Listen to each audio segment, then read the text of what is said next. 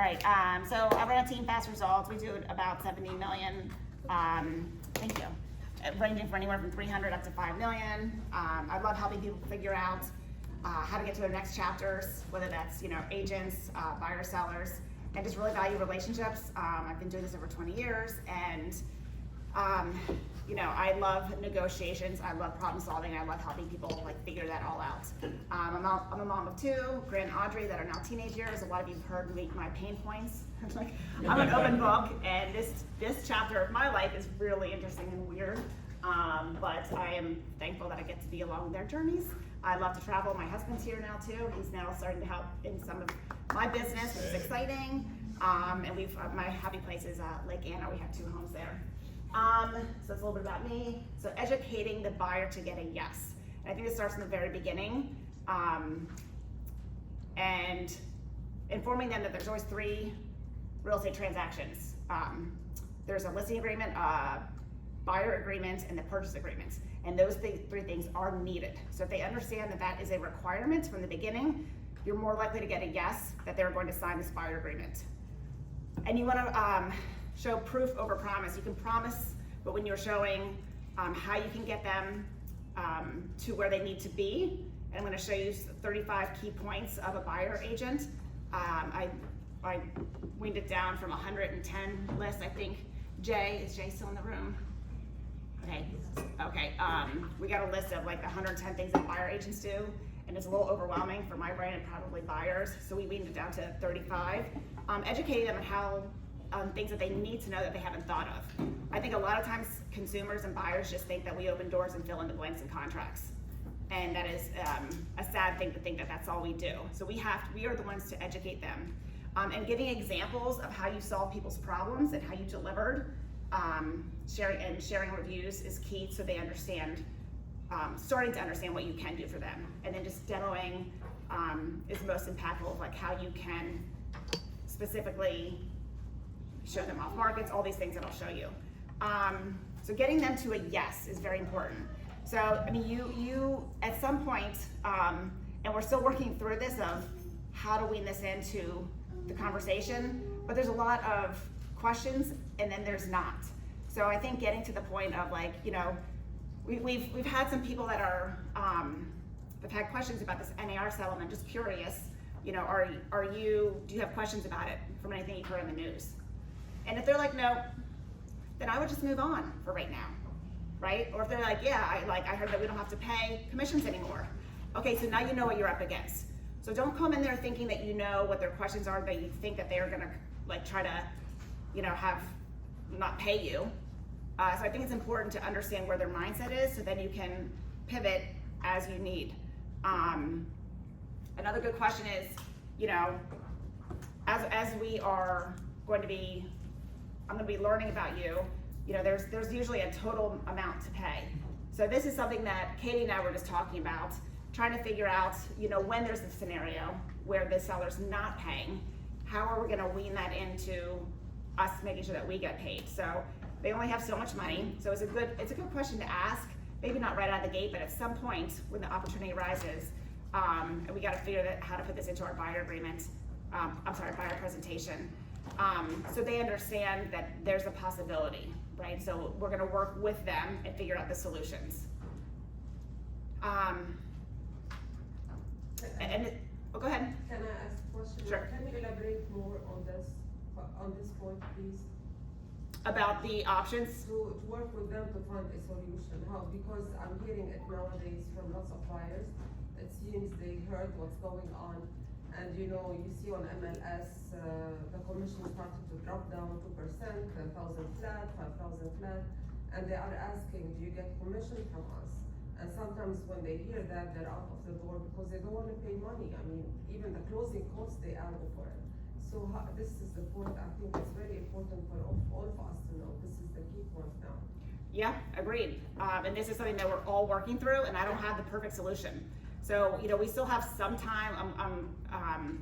I am confident that EXP is going to roll out some other information that will help us. Yes. I think the conversation is still about the total all in, right? Because the way it's been done now is sellers are paying for the commission but the buyers are paying for it through the sales price. So who's really paying for it, right? So I mean, our goal is to, in my opinion, it's to get to the same place where buyers bring less to the table because they can finance it through the sales price, and so the sellers are going to have to do it through a concession, right? Through a seller subsidy that can pay for the commissions.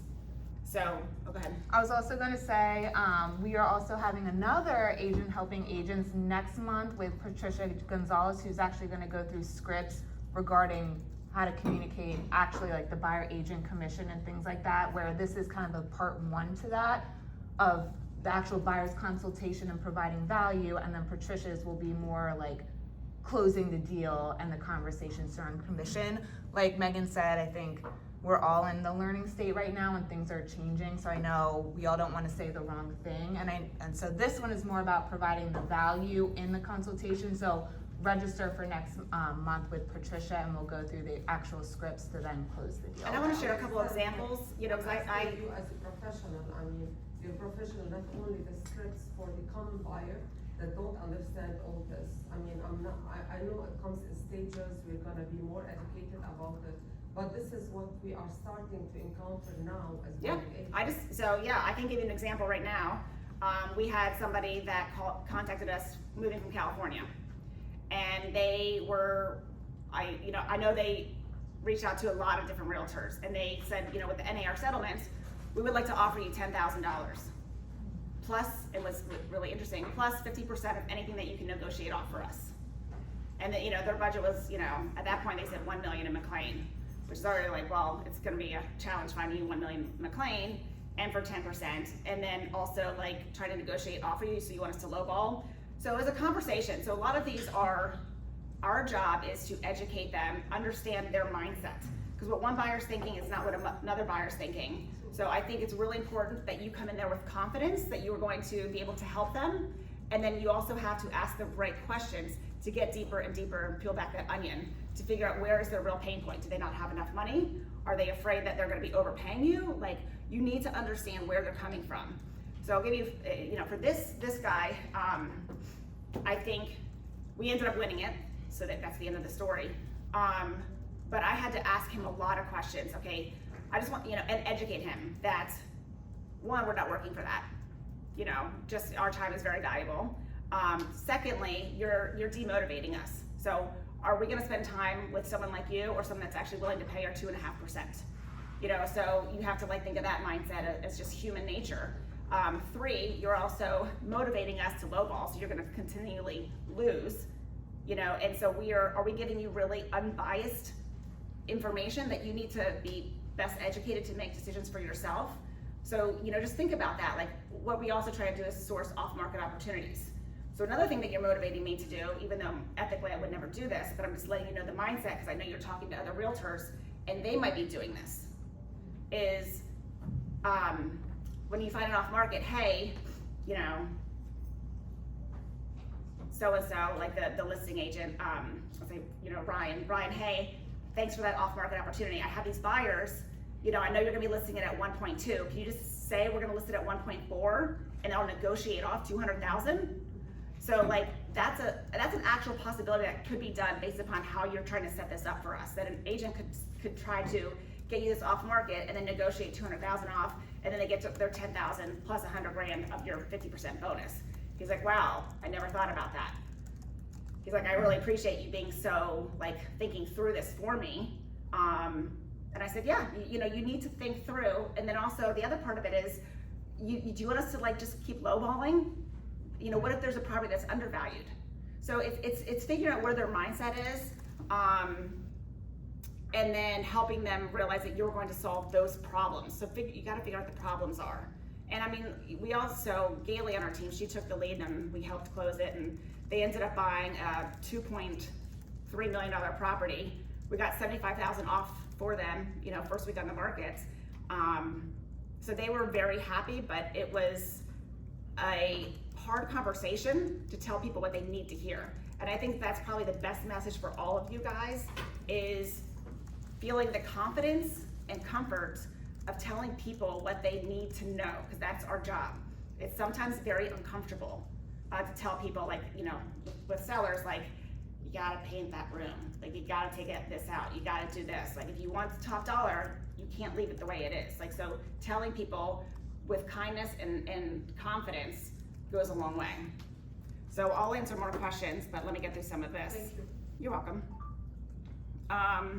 So I think it is important for them to understand what you are doing for them, not just, because, you know, they're like, oh, we can find our, oh, that's the other guy, this guy also said, oh, we will find our own properties and we're not gonna be high maintenance. Ha ha ha, like, highest maintenance.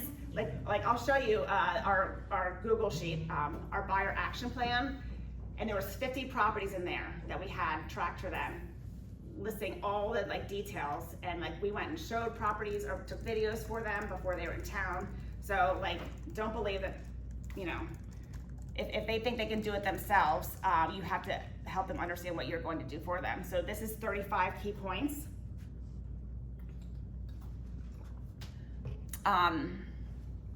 So during the consultation, you want them to do as much talking as possible, discussing their goals, timing-wise, their criteria, what are their non-negotiables? Like, I need to have importance of the strategy. So when you understand what their goals are and their pain points, you can come up with a better strategy.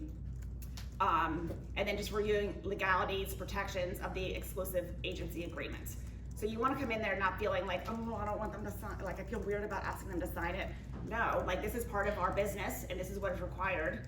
You know, again, it's one of the 3 necessary things in buying a house. Providing overall market conditions, you should be walking in there with comps, knowing them, and being, you know, an expert. Discuss contract terms. So we also, like we'll send a high note with a copy of the contract and just lists, but we also have an action plan that defines what all the terms are. You know, reviewing that sales contract with them. You're gonna set up auto alerts and also find off markets and our EXP exclusives. So this is what you're telling them that you're going to be doing. You're gonna source off markets, the secret listings before public knowledge. It would be good for you to ask them if they know what that means. I mean, we all do, but sometimes people don't understand the value of it. You know, just out of, you know, maybe some of the new people, like what's the value, like if you're a buyer, what's the value of an off market? I'm just asking you guys to answer the question so I don't have to keep talking. So it's a little more interactive. You don't have to rush a decision. You don't have to rush to a decision. You probably get contingencies. You can probably get contingencies. Don't have much competition. Not much competition, which equates to what? Better price. Yeah, better price. You don't have to like maximize and compete and go up. Yeah, so those are all things that like buyers would love to have, and like just knowing about it, it's like having a property or not sometimes, right? So there's a lot of things that they have to understand why it's so valuable, because a lot of times they don't.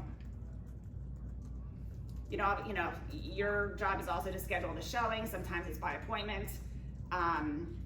While you're there, you're going to look for problems. You don't want them having a problem, and you can use examples, whether it's your example or your team's example of things that you found or problems that sellers have had or owners have had, water issues, foundation issues, and you don't want them spending money on an inspection when you can see it for yourself. So if you're newer, you should be going to as many home inspections as you can to get educated on properties. Researching this home's history, this is actually really interesting.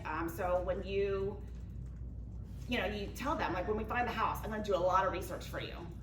Outstanding permits, insurance claims, the past listings have been expired and they relisted it. I just showed a property this week that it was listed last year and it's been sitting, and then they just relisted it, and my brother's like, oh, I didn't realize it was previously listed, and they were, now curious. Discussing the HOA review period, multiple offers. So educate them. You're likely going to be in a multiple offer situation. If they don't believe you, you can send them the properties and their criteria that have sold in the last 3 months and how many went above list price in the first week. There you go. There's your proof. So all of these things are ways for them to think of, oh, I didn't know all of this. You're not just opening doors for me. Where you're contacting listing agents to get critical information. So I just, I have a listing right now, contacted another agent that just got hers under contract, and she told me they had 3 contracts. So now we're hoping those other two come and offer on ours. So like that is, you know, helpful to know. If you were a buyer and you knew the property that you liked had 10 contracts, guess what? 9 more people you're gonna be competing with on the next one. So I'm not gonna go through each one of these, but sales contract, educating them on the pros and cons. You know, they need to know what their outs are. Researching the listing agent sales history, I don't know if you guys are doing this, but this is like a really key thing, and consumers have no idea how important this is, and if you don't, you should. I always look at the listing agent sales history. How are they pricing their properties? How quickly are they selling? Do they, in the first week, are they getting X percent more? I've seen listing agents that do 107% on average. I've seen agents that have done 88% on average. So what do you think we're gonna be like, it's a really key factor because there's no handbook for us realtors of how to list a property. So it's a very good insight, and like buyers love that and will have not thought about that. Getting critical information. So these are all the things, as you go through them, with this list, and you start telling them, and it's like, oh gosh, like I didn't know. So negotiations, let's see here. A favor bank, so that's another thing of like, hey, we network with a lot of other agents, and like, so Ryan said, like, I probably have a favor bank with him, because. Hey, I owed you a favor, or you owed me a favor. I owe you a favor. Yeah, so we're good. Okay. No, But that's I nice. owe you. Yeah, no, but this is nice because it really is a relationship business in every sense in this industry. And so when you have good relationships with other agents, like we want to help you because you help us, right? And so it's a give and take. So that's a key thing, I think, that when you're talking with them, that they understand the value of your relationships with all these other agents, and then how you can help, go above somebody else because of the relationships. Let's see here. If you guys see any questions of any of these points, raise your hand, let me know, or just shout it out. You'll email these slides to us, right? I can email this, yeah, that's the 35 key, I think it's actually, yeah. I have one question. Can you expand on, this really was intriguing, where is it? Shows and will call a listing agent live that has an upcoming listing. Can you, Yeah, so this is actually, I have not done this, I was actually watching a video, and it was more on the listing side, was like, hey, when you're trying to win a listing, which is not what this presentation is about, but when you're trying to win a listing, you can call somebody in your database that just went to an open house of your recent listings, and just, because the sellers often will say, oh, well, don't you have a buyer? You're like, yeah, I probably do, but like, do you only want our buyers, or do you want all the buyers that are competing for your property?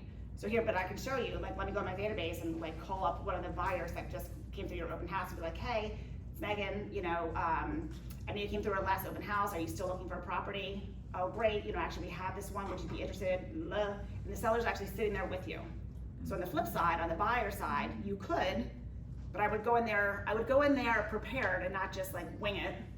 But I would be like, hey, Jennifer, like, we're looking for a property in Fairfax, and I've got buyers that are really anxious. Do you have anything that's coming up that you would be willing to share?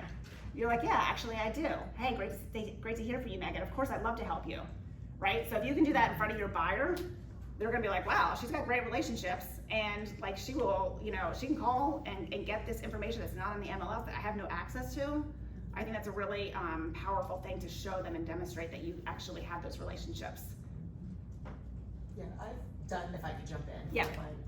I've done 2 variations on that, and it is super effective. So when they're, either before they've seen a property, if you know the kind of properties they're looking for, or one that they just missed out on, usually there's one that prompted them to call you and get serious about the search. Calling that agent before you meet with them, say like, well, how many showings did you have? Can you share anything about the terms? And you say, I'm doing research for comps for a buyer, try to educate my buyer. And then you can go into that meeting and be like, for example, here's what I found out about that house that you saw at the open house last week.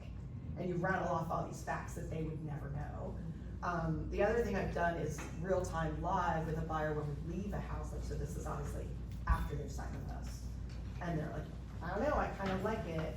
I'll call the listing agent real-time on speaker and say, hey, we just left, we have some interest, like, what can you share with me? And then go through my script and ask the probing questions, and I tell them, like, you're not here.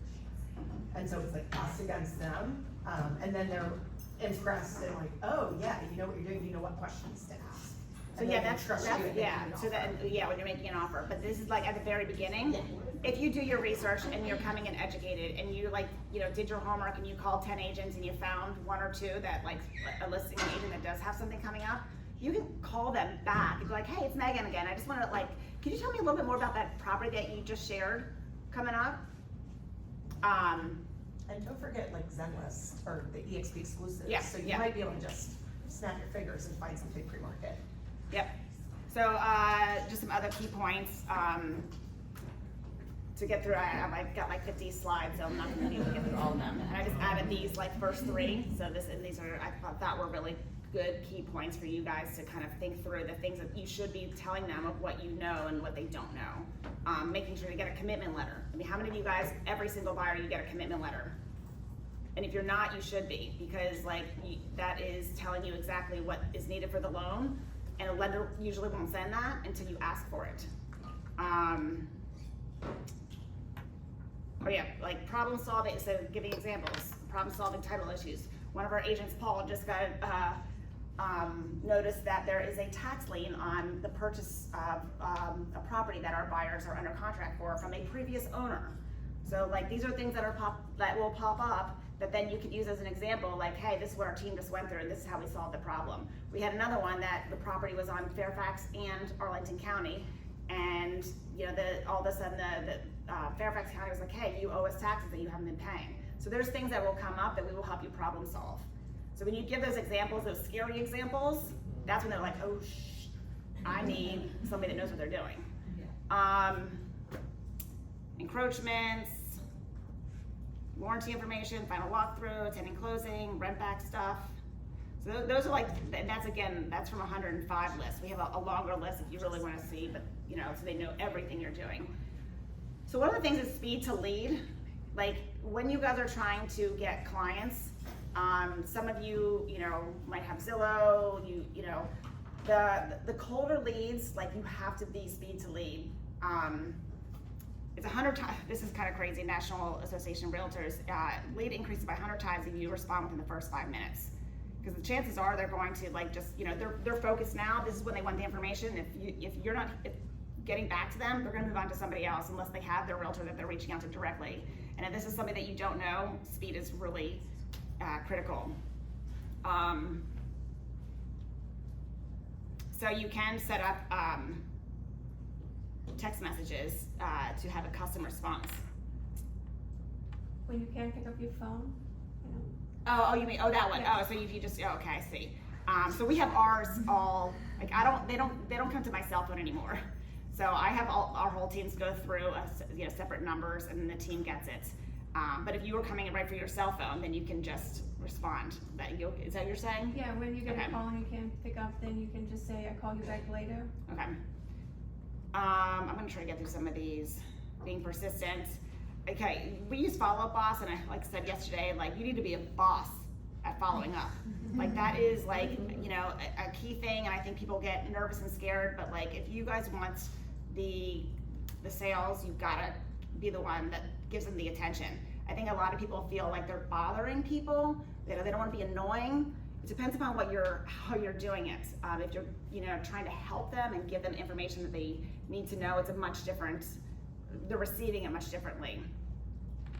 Yeah, you can even send in like silly little photos, like getting their attention to make it seem like you're fun, if they're not responding.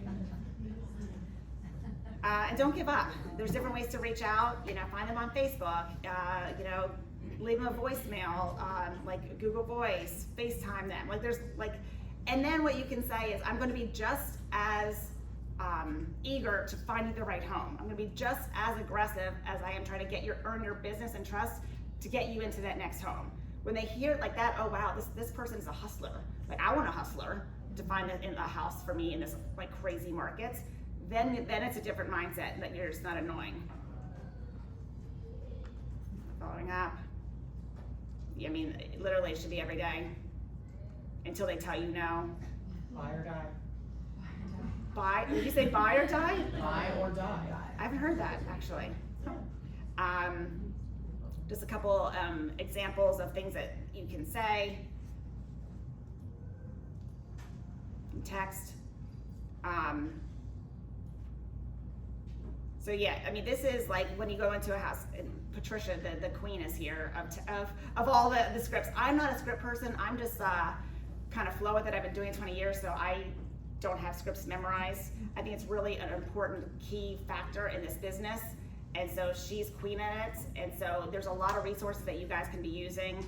Like we have all the EXP, we've got Fast Forward Movement, Patricia, you know, we joined House Agents, wait, was it Helping Agents Understand Shit? Like that's the, like, Arlo on there does a lot of scripting. So there's a lot of things that you guys can be leaning into.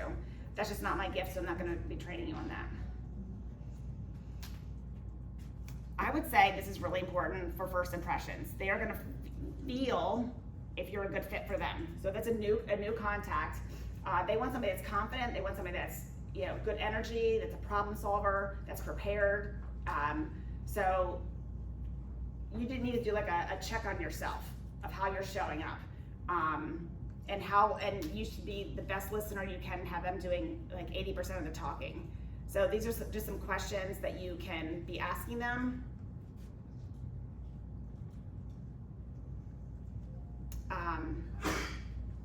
Mirroring them, I think, again, I don't know how much you guys want to go into the actual like presentation of how you do it. So, I don't know, I know there's a lot to read. How you do it? How we do it? Yeah, I'll show you some other stuff. Let me get through some of this. I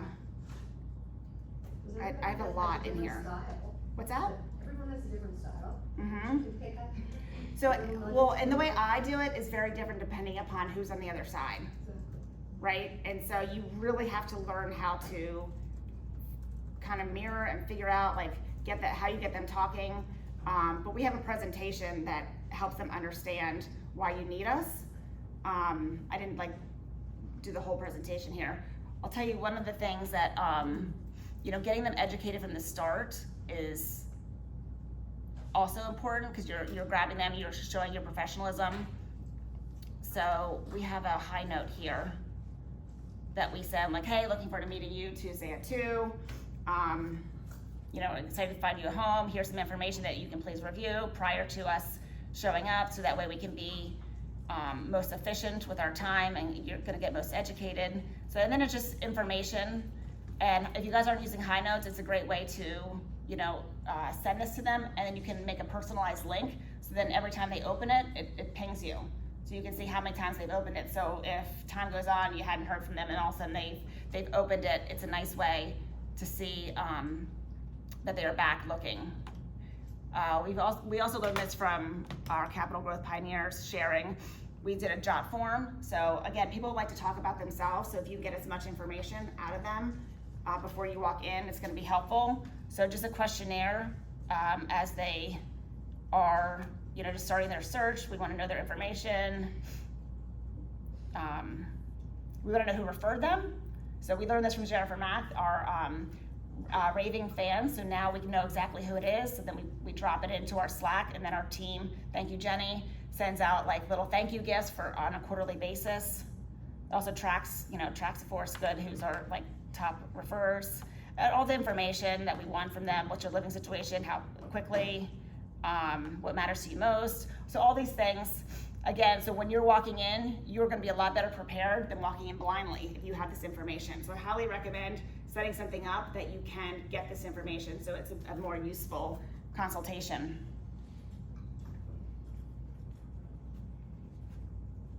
So we talked about that, like preparing for it a little bit. You know, you probably already talked with them on the phone, so you don't want to forget anything that they've told you. So, you know, tracking it, like I'm really trying to get the team to really make sure you put all the notes. So when you walk in, they, you know, like, oh, they told you something about their, you know, baby that they're having, so you know, right? Personal things.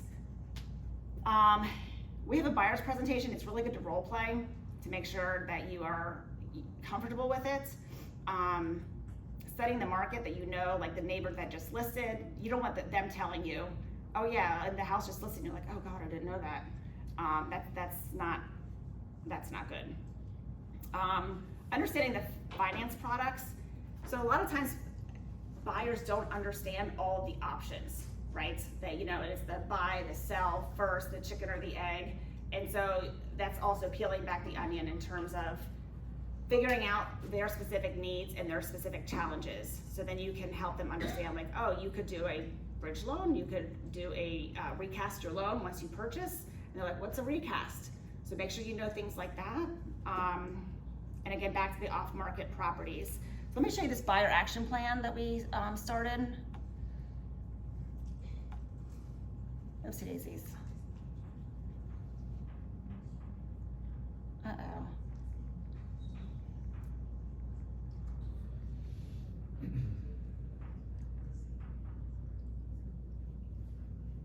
Hold on. Do we have Also up there, there, 1, 2. this one right here? So, okay, this is, remember I told you about those guys from California? This is our action plan. Let me just show you. So they loved this. So when you show something like this is what we can do for you. So things that we need them to do so they understand the process. So I also went through and showed them the inventory and the like price, because when they're saying like they want us to negotiate off for them, like, well, chances are that you're gonna actually pay higher than what the list price is. Listing price is a starting point, depending upon how the listing agent priced it. So they can price it high, they can price it low, like that is a starting point. So, you know, getting them educated and using, what is this, smart charts, yeah. Let's see here. Do you have the paid version of Smart Charts, or is that through the free? I'm pretty sure I paid for it. Don't I pay for it? They give you general information for like Mid-Atlantic, but if you wanna go down to nitty gritty, you have to pay for it. Okay. So this was our crazy spreadsheet, so I just wanna show you like a live example of all the properties. So you can see a lot of them are hidden over here. You can see there was 49 properties that we were tracking. So as they, you know, over a couple week period, they could see like how quickly an active one was going under contract. So it started educating them. It was honestly a lot of work, but it worked because when they got here, they were fully educated, and in that weekend, we got them the property, and we got them under contract and got them closed. So, I mean, time is valuable for all of us. So if you're doing your work ahead of time, it's gonna save you time down the road of like constantly showing them, and they're like lowballing and all of that. So I think it's our job to educate them on the markets and what's going on. So this is a nice tool that that they can put notes in, and then like we can like put our own notes of like what we know about the property, what we know about the area. I'll just like unhide this so you guys can just see the craziness. Oh, this is view only. That's okay. Well, that's okay. And then when it comes to like comps, like, so this could be a good example that you're using for other buyers. Like, this is what we do, but you have to be doing it and you have to have an example. Like, so when they offered on the property, here are the main comps that we saw, the ones that are active, the ones that are under contract. What we're gonna do is call those listing agents and try to find out critical information for you, including like, did they get multiple contracts? Did it go for a lot less? So this is real information that they wouldn't have otherwise to help them make their own best decision when they're offering on a house that they really like. And then obviously the closed ones. And you can go over that with them so they can see firsthand. I always say we are your consultants, we are your educators. So you can make the best decision for yourself and know the risks and rewards with every option. So that gives them the power that they feel like they're in charge, because they are, and it takes the liability off of your shoulders when they make a decision and they know what the outcomes are, and unfortunately the outcome that they didn't really want to happen, but they knew it was a possibility, it's on theirs. So that also takes the pressure off. I think a lot of times agents are scared to make the advised like recommendation, and if you don't tell them what to do, then you don't have that liability. So I never tell people what to do. So I recommend that for all of you guys, is that you are like, I can't make that decision for you. I can tell you what I think the 3 options are and what is gonna happen with those 3, and then you have to be comfortable with your choice then. Because now you're fully educated and you can Yeah, I make have a call. question about that. I always do the comps and I try to get the info for the pending and under contract, but you know, the listing agents, they don't release it until it's closed. So we only end up with the close that they can see. We cannot see any of that to get them. So are you looking at pendings and under contract? Yes. So what's another option under pending? What? What's another option under pending? Anybody know? All the buyers. The buyer agent. Under pending, they release the buyer agent information.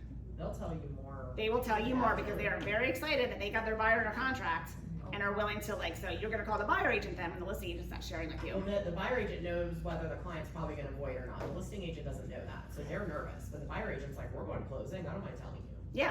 Yeah, so you're gonna get that critical information. So my best advice to any agent is you are going to be an investigator. You have got to figure out every possible way to get critical information, to those clients that then they are valuing and thanking you. And when you give them this information and they thank you, you're like, oh my gosh, my pleasure. Hopefully you don't mind writing a recommendation for us then with these details. So you're planting that I seed. didn't know that. Thank you. I You're didn't welcome. know that. This is a very good idea. And you'll see that we never disclose the buyer agents in any of our listings for that reason. So, Yep. The other reason we don't disclose it is shifting to the listing agent side is, if I'm gonna show who the buyer agent is and all of a sudden the neighbor is about to list theirs and they're like, oh, we've got a motivated seller, I'm gonna call this buyer agent that's under contract and say, hey, listen, I've got one that's $100,000 under list price because I've got these motivated sellers, come in and see my property. Maybe it's a better fit for your buyers because you obviously have a real hot buyer that just went under contract. So I think it's a disservice to sellers to disclose who the buyer agent is. You'll never see it in our listings. Okay. Also, can you share how much you ended up getting for the commission from starting at, they wanted to offer only 10,000? Oh, 10,000, yeah, so we ended up doing a sliding scale. If it was above 2 million? Because I was like, yeah, $1 million, yeah, we know what your budget is, because Gailey did her research and found their property in California that was under contract for $4.5 million. Right? So we were like, above 2 million, we'll take 2%. Anything below 2 million, we'll take 2.5%. So it worked out nicely. Thanks. Okay. I know we only have 10 more minutes. I'm gonna see what the 15, 18. well, I'm thinking for questions. Okay. How do I share this again? Present. Okay. And then you guys could present again down there. Okay. Pain points. You just honestly, you just have to ask them a lot of questions and figure out how you can solve it for them. We did that already.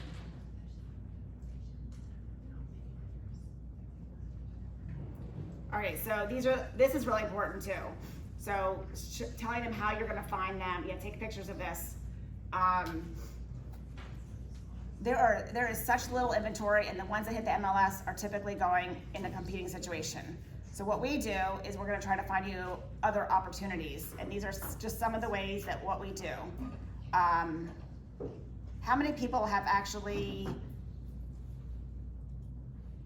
done number 9? Where they call, if you go back 3 years, find out the rentals that would be great if they were actually for sale. Look up that seller information in either Spokio or Forewarn. Call them, say, hey, I saw that you've rented your place. I've got really hot buyers. I don't know if you know what the property values are, but my client's willing to pay top dollar, for a property. Would you consider selling it? So your job as buyer agents is so much harder than it was before because of the low inventory. So I think it's our job to hunt. Also, one thing I didn't know until I was on the ethics committee is you are allowed to call Really? landlords All right, see, who I have learned their something. house up for rent and ask them if they want to sell because it's a different agreement. Wow. That's what I was told. I was very There's surprised. the golden ticket right there. I did not know that. Does anybody? That's right. Melvin's doing it. So I mean, take it for what you will, but you could do that. You can reach out to the seller to see if they wanna buy. No. Oh, you're telling me different. Yeah. Tell me different. Yeah. Oh, sorry. I thought you were- That Yeah. listing agreement, yeah. Oh, yeah. So even, Different agreement. so, I mean, I'm just thinking through, like, I'm a problem solver, I'm like, I like to think of all the options. For that, if they're like, if you call, it's the listing agent, right? So you're going to, Actual you're going owner. to, actual You're not going owner. behind the sign is what I'm saying. Wow. I know, I did not know that until I was like head of ethics and somebody told me that and I was like, oh, really? And I double checked. Yeah, Okay, different agreement. alright, there's, It's no different than I'm sure many of you have done on one side of the transaction, but they, you know, they used you to buy a house, but they Yes. were already in a list, the house was already for sale, or vice versa. yeah, cause that's actually nice, cause then you can actually get in and show the buyers the property too. Right, cause it's not like a for sale by owner that you're trying to hunt down from like letters, campaigns, and that they're not really ready to sell yet, and the house isn't prepared, and they're living there and all that stuff. Oh, I love that, Jennifer, thank you. Any questions on any of these 12 ways to source off markets?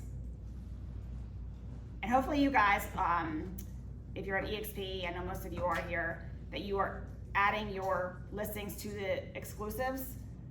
So we have implemented, thank you, Melvin, we have it as part of our standard, as the listing agreement gets signed, docu-signed, our team is putting it right into Zenlist to help everybody else. So we would appreciate the same return of everybody doing it.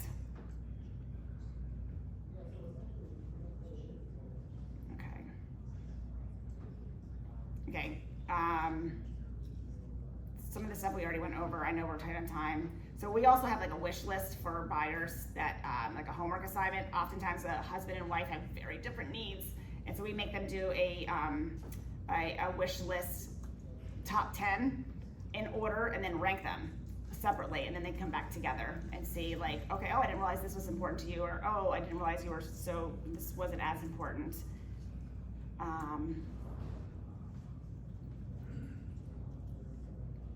So yeah, if a lot of times the whole commission things come up at the beginning, I usually will say, well, we're gonna go over that at the end. I wanna go through the whole process so you understand like what we're gonna be able to do for you, and then we're gonna answer all those questions at the end. But I think your point of like, how do we go through the circumstance where the seller's not paying. So Katie and I were talking about that. So there's a lot here, but I don't have enough time.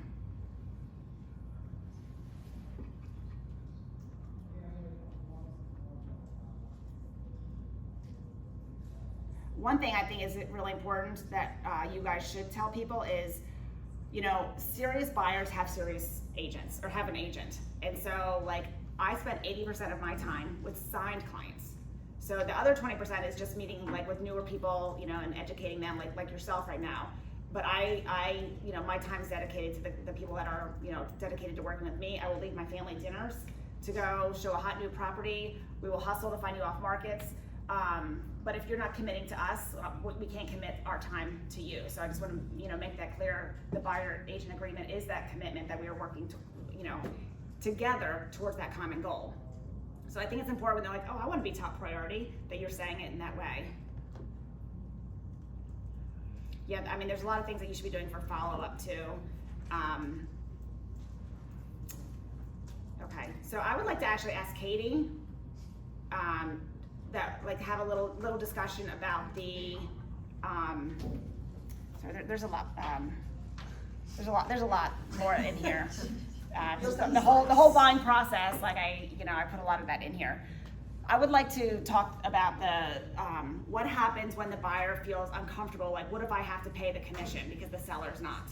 So I think that's something that we need to come up with, like a kind of something pretty to be able to say, like, here are your options. Like chances are the sellers are, you know, an educated seller is going to likely pay commissions. Like I haven't gotten any pushback yet on sellers paying the commissions. When I educate them that, you know, the buyer's always paid for it through the sales price, you know, and do you want to disincent an agent to steer them towards another way? Like the goal is to get as many buyers. How do you get as many buyers? You motivate them and show the property well and market it and all this stuff.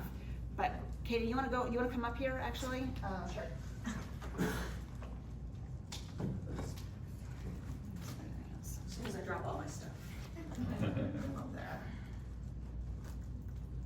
I'm gonna bring up some notes too, because like Megan said, this is new for all of us. And for people that don't know me, I'm Katie Weckman.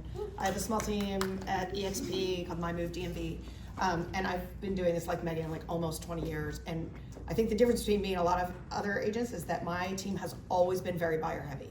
I love first time home buyers. I've always built my business on first time home buyers. So I'm having this conversation a lot and have been ever since the announcement. Similar to Megan though, I don't get a lot of pushback from my sellers. I mean, I also do listings. But the buyers are really struggling. So the way I've been doing it is, are you good? Do you need, you need to do this? Thank you. Is that better? Yeah. Okay.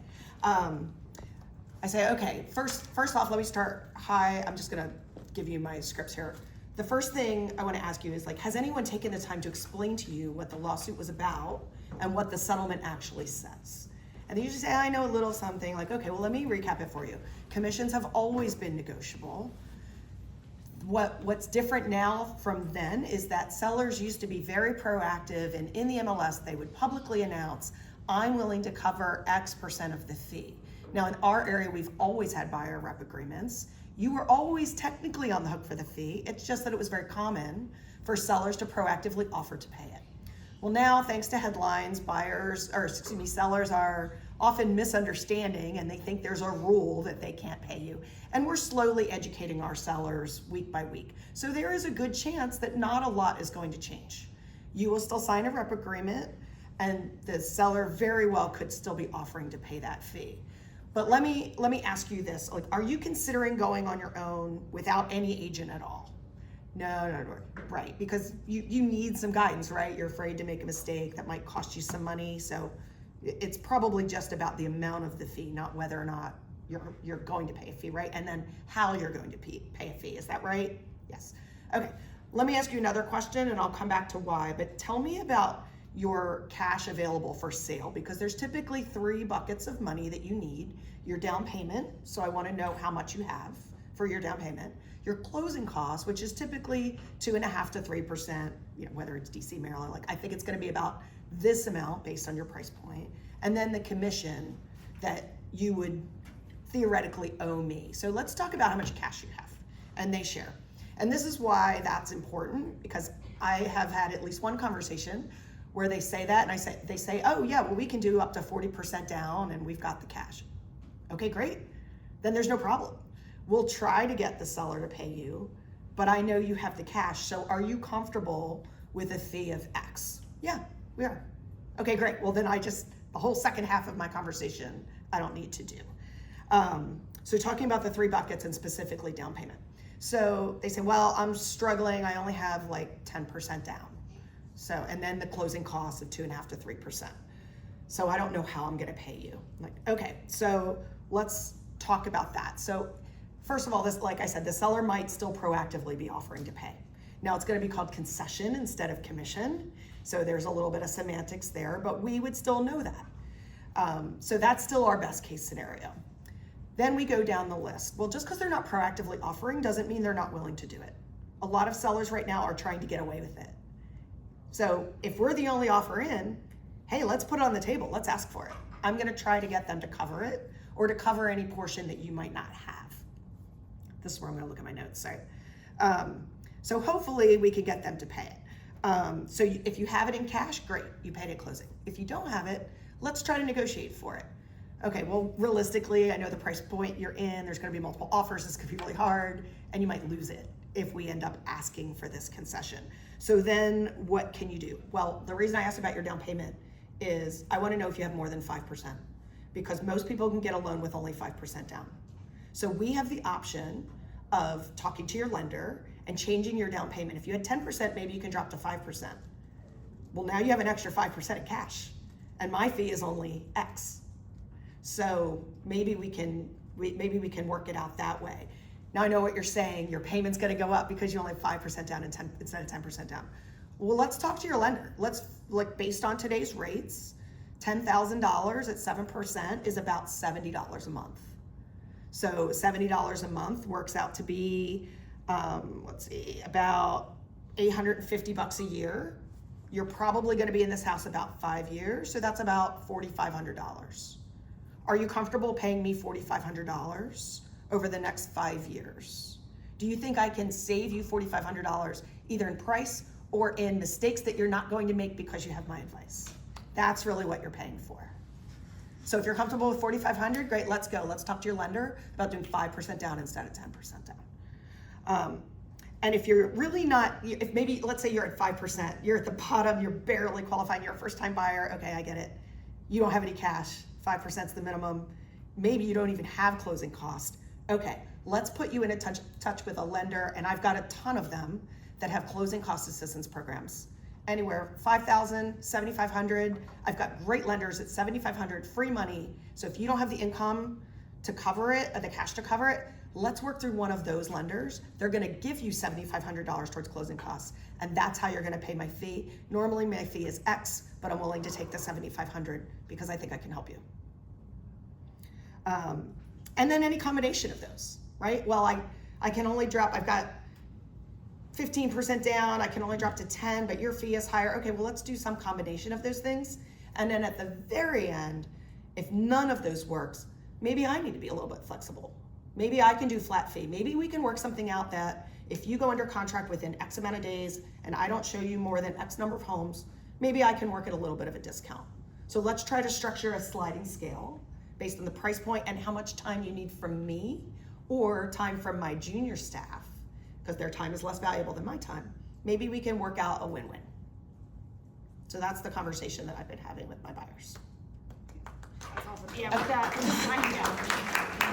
with that sliding scale, we also did talk about, like, if we only showed them X amount of houses, you know, and we actually said, like, we thought about this, but it just doesn't honestly feel good. Like, we're gonna, like, limit what we're showing because then you're not fully educated, and I actually don't feel comfortable with that. I don't feel like I'm giving you the best service by only showing you X property so you can save on the commissions and withholding. And they're like, yeah, we don't like that either. So we had that conversation. What other questions thank you, Katie, so much. That's super helpful. And I'd love to collaborate with you to try to figure out how we can put something together that's easy talking points for our agents. Other questions? Yeah, one of the things I've been wondering about, I mean, I think if there's no competition, it'll be relatively easy. But the hard situation is like when the seller's not paying commission, the buyer has no cash, and it's competitive. Those three things altogether, right? So I haven't heard a lot of people talking about escalation clauses. So my first reaction when all this came out was like, agents are gonna have to start doing math on escalation clauses more. Because like, if I understand right, the new purchase agreements are gonna have a field in them for commission on the purchase agreement, which we've never had in Virginia before. Right. So if that's in there, at the end of the day, an escalation clause, if it's competitive, will, like, if that's built in there, ideally, a seller should be making a decision based on the best net. I mean, we haven't seen the new documents, but I imagine that they are going, you know how it says like net on the escalation, so it's subtract. The only thing it looks at is price and seller subsidy. It doesn't look at any of the contingencies, anything. I imagine that they will have to add in the seller. Wait, is that a new form that's coming out? Because I don't think that's true. It says any concession, so it's not just like the page one concession. It could be concession for a home warranty or any other concession. Right, but I'm saying like that's in there. I imagine that's, so it's comparing apples to apples, that's gonna be in there too. So what your question is, like the buyers that are going to submit asking for the seller to pay versus the buyers that are not? Yeah, so if you have like two offers and, you know, one is there's no concession and one you have a 3% commission in the offer, and then net, you're beating the other offer's net by $5,000 or whatever. That's the solution. Yeah, and any thoughts on this? Not exactly this, I just wanted to say that I was in a class recently and they said that going forward, we're not gonna see whether or not the seller is offering any commission. So we can't pick and choose a property while showing it to a buyer that this one is paying, this one is not. And also the second thing that stuck with me was, once you signed a commission on the exclusive, that is what stands, so if I say X and the seller is willing to pay more, you're not gonna get the more, you're still gonna get what you negotiated on the exclusive. Okay. But isn't that just a Well, that's- contract, yeah, and you can go back and renegotiate that once you know? I mean, every contract's, the Well, correct word's not now. With the, with Negotiate the, your buyer agent. once you establish a commission with your buyer agreement, you can't go above that. So if you're saying, we'll accept 2.5% and the seller's, let's say they're offering 3%, is that what you're saying? You can't ask for it then. You can't You say, can renegotiate. no, not, if you have a signed buyer agreement, that's what came out of this NAR. It can go down, but it can't go up. It can go down, but it cannot go above it. So if you're saying, well, we'll accept 2.5 and the seller's offering 3%, you can't put 3% in the contract that they were offering. You can only put in 2.5%, what you and your buyer agreed You to. can put it into the offer, it's just the buyer gets to keep it. Oh, interesting. All the reason to come to Keith's class on Monday, he is the boss. I'm out of That's town. where I heard that from Keith, that you could renegotiate your commission. Yeah, I think the last EXP video thing they talked about, like you can initial or just create a brand new, broker agreement. Oh, interesting. I believe that Okay. we I mean, can- this is like a moving target all the time. Well, I think, like the gentleman said, you could always, rip up a contract. Good to know. See, learn something, So, yeah. But our approach is that you just start here and then we said that we rather than go higher, we just start high and then we'll just accept the lesser amount if we choose, if the broker, if the broker approves it. So if the client actually doesn't have the money, I mean, like really doesn't have the money, like the morning of, like, you're just like, they really don't have it, then you can always just drop it down from 3.5 to 3 or from 3 to 2.5 or 2.25. If you wanna keep the deal together, but I mean, Okay. we find that normally they find the money to go sell it. Okay. Just one last thing, like, I think it is, there it is. Like, if you guys don't have a buyer presentation, coming in really prepared. And I mean, I know EXP has a lot of options, on the website to make your own, like, we have our own custom ones that we go in with, like, a lot of, things, like talking points. So I just, like how to negotiate and things. So hopefully this is helpful. I try to pack in a lot. Are there any other, before lunch, any other last questions? Thank you for asking so many great ones. And I think this is still a learning curve for all of us. And the more we can help each other figure out and problem solve, we're on a few of us team leaders are on a messaging, like, talking about this kind of stuff and trying to learn and digest so we can pivot and make changes as needed. But any